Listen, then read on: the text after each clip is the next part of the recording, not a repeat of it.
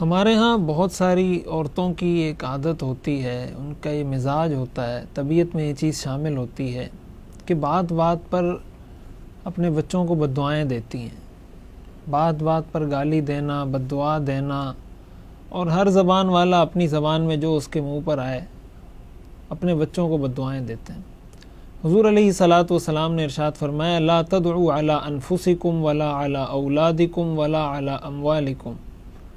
کہ نہ اپنے آپ کو بد دعا دو، نہ اپنی اولاد کو بد دعا دو، نہ اپنے اموال کو بد دعا دو۔ کبھی انسان تنگ ہو جاتا ہے، اپنے آپ کو بد دعا دینے لگ جاتا ہے۔ بعض لوگ کہتے ہیں ہم زندگی سے تنگ آ گئے ہیں، یہ ہو گیا وہ ہو گیا۔ یہ ساری ناشکری کی باتیں جن سے شریعت میں منع کیا گیا ہے۔ اسی طرح آپ نے یہ بھی فرمایا کہ اولاد کو بھی بد دعا مت دو۔ اولاد کے ساتھ تو رحمت کا، شفقت کا، محبت کا تعلق ہوتا ہے۔ اسی طرح اپنے مال کے بارے میں بد دعائیں اپنے لیے مت کرو۔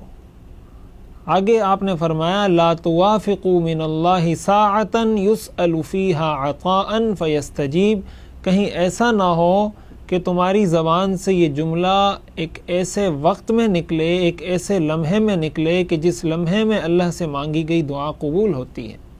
تو اگر تمہاری زبان سے بے خیالی میں، بے توجہی میں، نہ چاہتے ہوئے جو بد دعا نکلی ہے اپنی اولاد کے لیے، اگر یہ دعا اس کے لیے قبول ہو جائے، یہ بد دعا اس کے خلاف قبول ہو جائے، تو ساری زندگی کی پریشانی تو پھر والدین کو ہے، پھر یہ پریشانی بھگتنی تو والدین نہیں ہے۔ تو آخر کیا وجہ ہے، کیا ضرورت ہے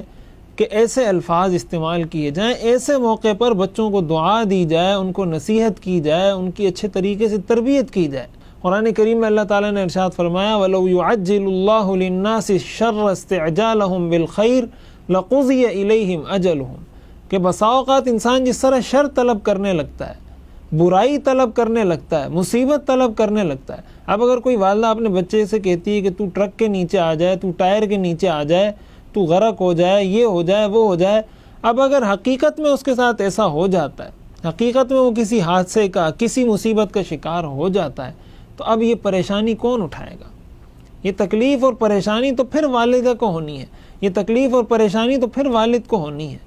تو آخر اپنے آپ کو ایسی چیز میں مبتلا کرنے کی کیا ضرورت ہے، بالخصوص جب کہ شریعت نے تعلیمات بھی دی ہیں کہ اس سے اپنے آپ کو بچائیں۔ تو یہ جو ہمارے معاشرے میں چیز پائی جاتی ہے، ایک تو اس سے اولاد کی تربیت پر بہت منفی اثر پڑتا ہے کہ یہ چیزیں ان کی بھی زندگی کا حصہ بن جاتی ہیں، ان کی زبان پر بھی اسی طرح کے الفاظ پھر آتے ہیں جس طرح کے الفاظ انہوں نے اپنے والدین سے سنے ہوتے ہیں۔ تو بچوں کی اگر ہم صحیح تربیت کرنا چاہتے ہیں، ایک تو ان کو جو جھوٹے طریقے سے ڈرایا دھمکایا جاتا ہے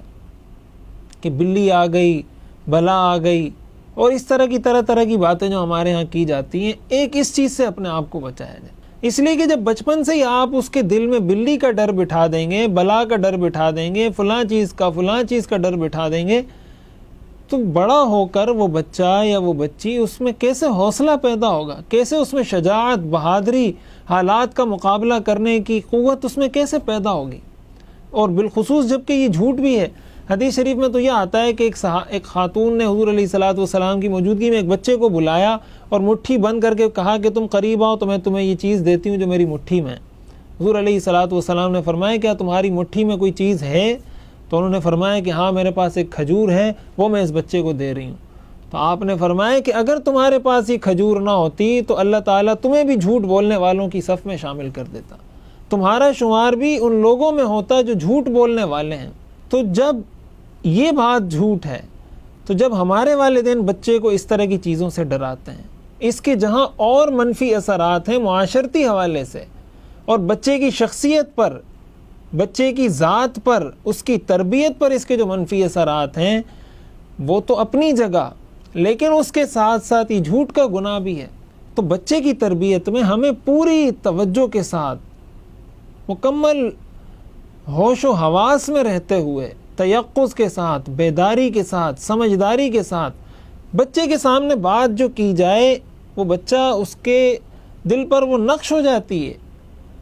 آج کی جدید ریسرچ یہ بتاتی ہے کہ 8 سال کی عمر میں بچے کی تربیت مکمل ہو جاتی ہے۔ تو اگر 8 سال تک بچہ یہی چیزیں سنتا رہے، انہی چیزوں سے اس کو ڈرایا جاتا رہے یا یہ بد دعائیں اس کو دی جاتی رہیں، تو ظاہر ہے بچے کی اچھی تربیت ممکن نہیں۔ اس لیے والدین اس کو باقاعدہ ایک کام سمجھیں، باقاعدہ ایک ذمہ داری سمجھیں۔ بس اس کو اسکول میں بھیج دیا، مدرسے میں بھیج دیا اور بے پرواہ ہو گئے، تو جب والدین اپنے بچوں کی صحیح تربیت نہیں کر پا رہے تو تعلیمی ادارے کہاں کریں گے؟ جب ایک